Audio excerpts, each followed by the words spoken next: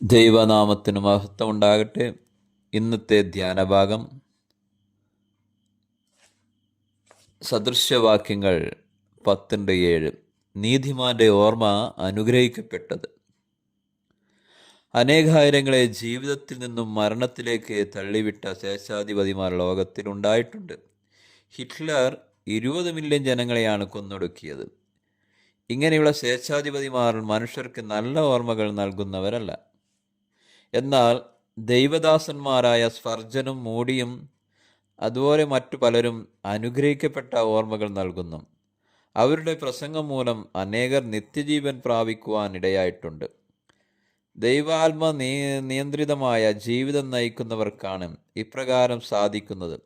ദൈവത്തെ ഓർത്തുകൊണ്ട് ജീവിതം നയിച്ചാൽ ഈ ലോകം വിട്ടുപോകുമ്പോൾ മറ്റുള്ളവർക്ക് നല്ല പ്രചോദനാത്മകമായ ഓർമ്മകൾ അവശേഷിപ്പിക്കുവാൻ നമുക്കും സാധിക്കും.